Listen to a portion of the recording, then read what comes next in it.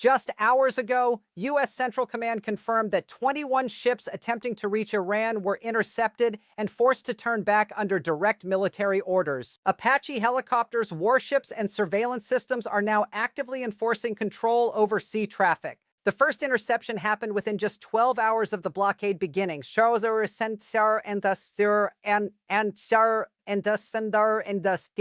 how fast this operation escalated.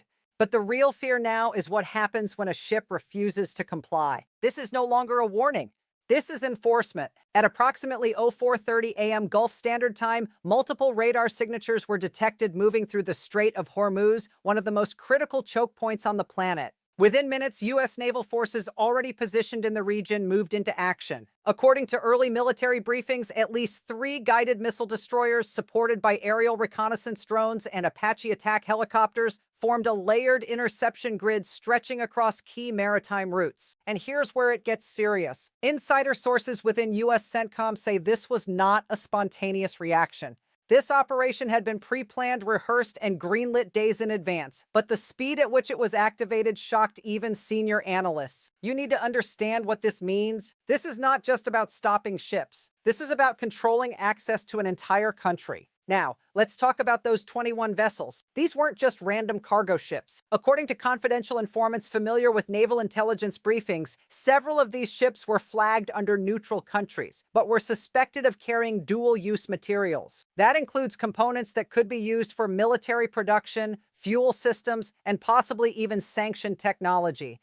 But wait, what happened next will change how you see this entire situation. One of the intercepted ships reportedly hesitated. For nearly 18 minutes, it did not respond to U.S. naval commands. 18 minutes. In a high-tension military environment, that is an eternity. An Apache helicopter was immediately deployed overhead. Surveillance footage, which has not yet been released publicly, allegedly shows warning flares being fired across the vessel's bow. Only after that did the ship alter course. Now ask yourself this, what if it didn't? Because according to a senior defense official speaking off record, rules of engagement in this operation have already been expanded. That means the next ship that refuses might not get a second warning? Stay with me, because this next part changes everything. This blockade didn't come out of nowhere. It comes at a time when tensions between the United States and Iran have reached levels not seen in years. Just 48 hours ago, Iranian state media released statements warning of decisive retaliation if foreign forces attempted to interfere with its maritime trade routes. And yet here we are, a full-scale naval enforcement operation unfolding in real time. You're not watching a political dispute anymore. You're watching the early stages of a controlled chokehold. Now let's talk about leadership. On one side, U.S. military command under direct strategic pressure from Washington. On the other, Iran's Revolutionary Guard, known for its aggressive posture in the Gulf and its willingness to push back and sometimes unpredictably. Insider sources suggest that Iranian fast attack boats have already been mobilized, though they have not yet directly engaged U.S. forces. But the presence alone, that's a signal, a warning. And here's something that hasn't been widely reported yet. At least 2 of the intercepted ships were believed to be carrying oil shipments that had already been paid for by third-party nations. That means this isn't just a military situation, it's economic warfare. And if those shipments don't reach their destination, we're talking about ripple effects across global markets within days. Oil prices, supply chains, political alliances, everything starts shifting. I need you to understand how serious this is, because what's happening right now in the Gulf isn't isolated. It's connected to a much larger strategy, one that involves not just Iran, but multiple regions and power players. But here's the question nobody is answering publicly. Why now? Why intercept 21 ships in a single coordinated operation? Why escalate this fast, this aggressively? Confidential informants suggest that U.S. intelligence may have received critical information just hours before the blockade began, something so urgent that it forced immediate action. But what was it? And more importantly, what are they trying to stop? Because according to one leaked briefing summary, there was concern about a high-risk transfer scheduled to take place via maritime route within the next 72 hours. No details, no confirmation, just that phrase, high-risk transfer. And suddenly, this entire operation starts to look very different. This isn't just a blockade. This might be a race against something far more dangerous. But the real escalation, the part that could push this into open conflict, hasn't happened yet. And when it does, everything changes. Because in part 2, we're going to break down exactly how we got here, the timeline, the hidden moves, and the decisions behind the scenes that led to this moment. And trust me, once you see the full picture, you'll realize this wasn't just inevitable. It was engineered. To understand how we reached a moment where 21 ships are being turned back under military force, you have to go back, not weeks, but months, even years. Because what you're witnessing right now didn't just happen overnight, and it was building piece by piece behind closed doors through decisions that most people never even saw. Let's rewind to January 3rd, 2020. That was the day the United States carried out a drone strike in Baghdad that killed Iranian General Qasem Soleimani, one of the most powerful military figures in the region. That single event reshaped the entire dynamic between Washington and Tehran. Iran responded within days, launching ballistic missiles at U.S. bases in Iraq. The message was clear: retaliation would be direct and it would be visible. But then something changed. Instead of full-scale war, both sides shifted into what military analysts call controlled escalation. Haris and Hasor, small attacks, strategic pressure, economic sanctions, cyber operations. Each move calculated, each response measured. Fast forward to May 12, 2024, multiple commercial vessels reported electronic interference while passing through the Strait of Hormuz. Navigation systems glitched, and communications dropped, and no one officially claimed responsibility, but insider sources within maritime security agencies pointed toward Iranian electronic warfare units testing disruption capabilities. Then came October 18, 2024, the expiration of key UN restrictions on Iran's missile program. Within weeks, satellite imagery, reviewed by independent analysts, showed increased activity at several Iranian military sites. Equipment movement, launch platform upgrades, and more importantly, transport convoys heading towards southern ports. Stay with me, because what I'm about to tell you next connects directly to the blockade you're seeing right now. On February 7, 2026, a classified U.S. intelligence assessment reportedly flagged an unusual surge in maritime traffic linked to Iran. Not commercial traffic, coordinated movement. Ships arriving at staggered intervals. Cargo manifests that didn't fully match inspection records. According to confidential informants, this triggered a quiet but urgent review inside U.S. Central Command. Then on March 2nd, 2026, something even more concerning happened. A vessel flagged under a Southeast Asian registry was intercepted by an allied naval force in the Arabian Sea. Inside, inspectors allegedly found components that could be used in advanced missile guidance systems. The discovery was never publicly announced, but insiders say it set off alarm bells across multiple intelligence agencies. Now ask yourself this: if that was just one ship, how many others got through undetected? Because by mid-March, U.S. surveillance assets in the Gulf had increased significantly. Drones were repositioned. Naval patrol routes were extended. Satellite tracking focused heavily on specific shipping corridors. This wasn't random. This was preparation. And here's where things start to escalate quickly. On March 28, 2026, Iranian officials publicly warned that any interference with their maritime trade would be considered an act of aggression. The statement came directly from senior figures within Iran's Revolutionary Guard. Not a vague warning, a direct line in the sand. Then just days later, April 10, 2026, a U.S. reconnaissance drone reportedly experienced hostile targeting signals while operating in international airspace near the Gulf. It wasn't shot down, but according to insider sources, it was locked onto. That's a message. And by April 15, 2026, just 3 days ago, U.S. naval forces began repositioning into what one defense analyst described as a containment formation. And not defensive, not offensive, or controlled, calculated, ready. I need you to understand how serious this is, because at this point, both sides knew exactly where things were heading. And yet, neither stepped back. Instead, they moved closer. Now let's talk about the political pressure behind the scenes. Sources inside Washington suggest that senior officials were facing increasing demands to act decisively before any high-risk transfer could be completed. Remember that phrase from part 1, high-risk transfer? This is where it starts to make sense, because if intelligence indicated that sensitive materials, possibly weapons-related, were being moved through maritime routes, then stopping those shipments becomes a priority at the highest level. But here's the problem. Stopping them means confrontation. And confrontation in a region like the Strait of Hormuz doesn't stay contained for long. It spreads fast. Now here's something even more unsettling. According to a confidential informant with knowledge of internal briefings, U.S. forces were given a narrow window, a 72-hour operational timeline to intercept as many suspect vessels as possible before they reached Iranian ports. 72 hours, that's not a long-term strategy. That's a rapid intervention. Which brings us back to today. 21 ships intercepted within hours. Coordinated, executed with precision. But wait. The most alarming part hasn't even been discussed publicly yet. Because while these interceptions were happening, there were simultaneous reports, unconfirmed but consistent, of increased Iranian naval movement just beyond standard patrol zones. Not aggressive, but present. Watching, tracking, waiting. Stay with me, because this next part changes everything. What you're seeing right now is not just a blockade, it's a setup.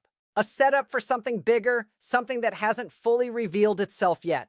And if the intelligence behind this operation is accurate, then what comes next could redefine the entire balance of power in the region. Now, before we move into part 3, there's something important you need to do. If you want real-time breakdowns like this, the kind of analysis that goes beyond headlines and into what's actually happening behind the scenes, make sure you subscribe and turn on notifications. Because situations like this evolve by the hour, and the next update could change everything you think you know. And trust me, you don't want to miss what's coming next. Because in part 3, we're going to uncover the real reason behind the blockade, the hidden objective, the intelligence trigger, and the shocking detail that explains why this operation had to happen now. And when you hear it, you'll understand why this isn't just about ships. It's about something far more dangerous. Now, we get to the part that changes everything. Because that high-risk transfer we mentioned earlier, it wasn't just a vague intelligence warning. It was specific. Targeted, and according to multiple insider sources, it was already in motion before the first U.S. ship ever moved into position. Confidential informants with access to regional intelligence briefings say that at least one of the 21 intercepted vessels was not just carrying dual-use components, it was allegedly transporting a critical module linked to advanced missile systems, a guidance package capable of significantly increasing strike accuracy over long distances. Let that sink in for a second. This wasn't about ordinary cargo.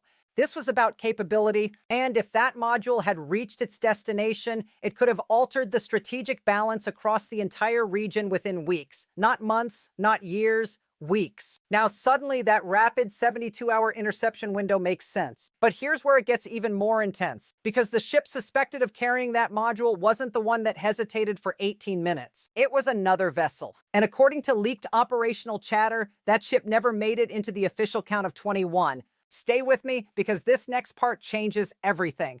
Insider sources claim that during the early phase of the blockade, around 6:10 a.m. local time, U.S. surveillance systems briefly lost track of a vessel moving under what's called a shadow profile.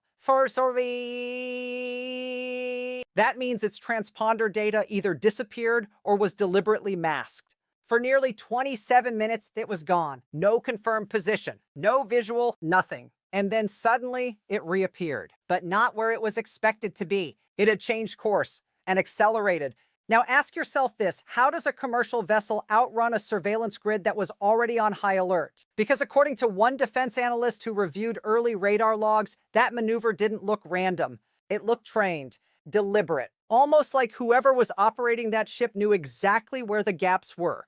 And that's when the situation crossed a line. At approximately 06:42 a.m., a U.S. destroyer reportedly issued a direct stop command. Not a warning, not a request. A command. The vessel did not respond. Within minutes, Apache helicopters were redeployed and a second layer of interception forces moved into position. According to confidential informants, this was the closest moment to actual engagement during the entire operation. I need you to understand how serious this is, because at that point, the rules of engagement were no longer theoretical. They were active.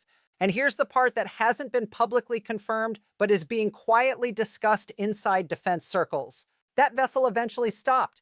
but not before jettisoning part of its cargo. Yes, you heard that correctly. Cargo was reportedly dumped into the water. Now we don't know exactly what was in those containers. There's no official statement, no confirmed recovery, but according to one insider source, U.S. forces immediately marked the coordinates and initiated a classified retrieval protocol. And that raises a terrifying possibility. What if the most dangerous part of that shipment never reached land, but also wasn't fully recovered? Think about that. Because if even a fraction of that material is still unaccounted for, then this operation didn't just stop a transfer. It may have triggered a new kind of threat. When things and one that's now floating somewhere in one of the most heavily trafficked waterways on Earth. But wait, it gets worse. Within hours of the blockade becoming public, international reactions started pouring in. The UK Ministry of Defense released a brief statement supporting freedom of navigation enforcement, while Russia called the operation provocative and destabilizing.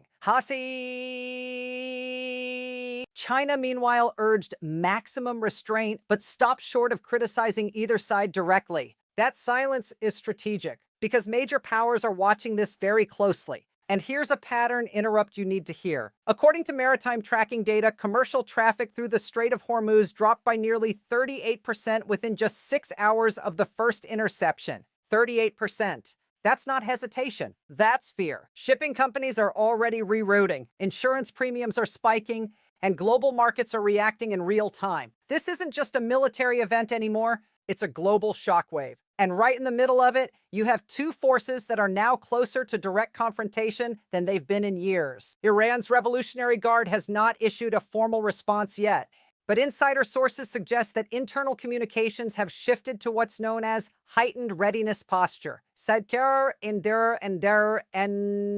means units are not just observing, they're preparing. Preparing for what? That's the question nobody is answering. Because if Iran believes that one of its critical shipments was intercepted, RB insur ansur orv incur ansur insasur and or worse partially lost, then the pressure to respond increases dramatically. And not just politically, militarily. Stay with me because this next part changes everything. There's growing speculation among defense analysts that this blockade may have been designed not just to stop a transfer, but to provoke a reaction, to draw Iran into a move that can then justify a broader response. Now, whether that's true or not, we don't have confirmation. But the timing, the scale, the precision, it all points to something bigger than a simple enforcement action. This was targeted, calculated, and executed with a very specific objective in mind. But the worst part? That comes next. Because in part 4, we're going to break down exactly what happens from here, the possible scenarios, the risks of escalation, and the one outcome that could push this entire situation into open conflict. And trust me, once you see what's on the table, you'll realize just how close we are to something much bigger than a blockade. Now we're at the point where everything starts to unfold, because what happens next doesn't just depend on military decisions, it depends on reactions. And right now, every move is being watched, calculated, and anticipated on both sides. The blockade is active. The interceptions have already happened, and the message has been sent.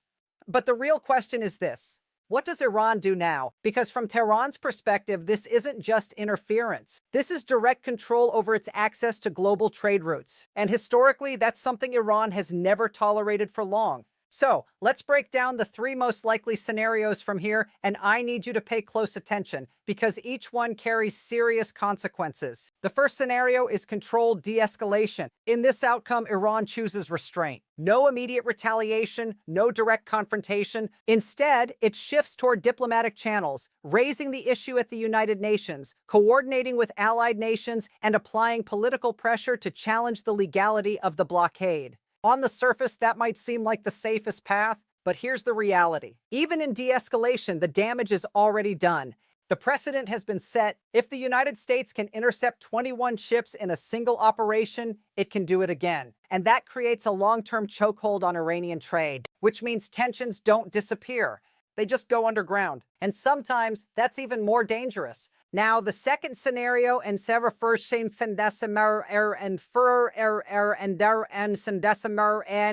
is where things start to heat up.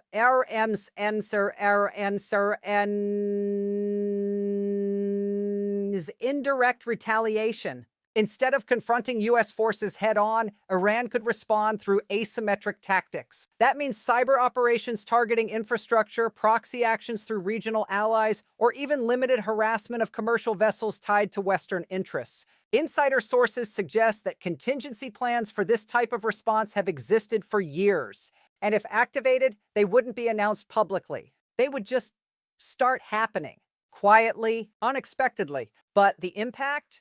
Immediate. You could see disruptions in shipping lanes, sudden system outages, or targeted incidents that create pressure without triggering full-scale war. And here's the problem with that approach. It's unpredictable, because once indirect actions begin, attribution becomes murky. And when no one takes clear responsibility, escalation can spiral very quickly. Now we move to the third scenario, direct confrontation. This is the one nobody wants to talk about, but it's the one everyone is preparing for. If Iran decides that the blockade crosses a red line, it could deploy naval units to challenge U.S. forces directly in the Strait of Hormuz. Fast attack boats, missile systems, and coordinated maneuvers designed to disrupt or break the enforcement grid. And if that happens, there's no buffer, no delay, no diplomatic pause. You're looking at real-time engagement between two heavily armed forces in one of the most sensitive regions on Earth. I need you to understand how serious this is, because in a confined waterway like the Strait of Hormuz, even a single miscalculation can escalate into something far larger. A warning shot misread, a maneuver interpreted as hostile, a response triggered in seconds, and once that line is crossed, there's no easy way back. Now here's something that should concern you even more. Global powers are already positioning themselves. Russia has increased its naval monitoring presence in nearby waters. China is closely tracking energy supply routes. European nations are quietly coordinating contingency plans in case shipping disruptions intensify. This is no longer a two-country situation. This is a global chessboard, and every move matters. But there's one more factor that hasn't been fully addressed yet: public perception. Because how this situation is framed, how it's reported, interpreted, and reacted to, will shape the next phase just as much as any military decision. If this blockade is seen as justified enforcement, support may grow. If it's seen as escalation, pressure builds. And that pressure can force decisions faster than anyone expects. So where does that leave us right now? A blockade in motion. A suspected high-risk transfer partially stopped, but not fully accounted for. Naval forces on both sides operating at heightened readiness, and a region that's one decision away from something much bigger. This isn't just another headline. This is a moment that could define the next phase of global power dynamics. And the truth is, we're still in the early stages. So now I want to hear from you. Do you think Iran will hold back or respond? And if it does respond, do you believe it will stay controlled or spiral into something far more dangerous?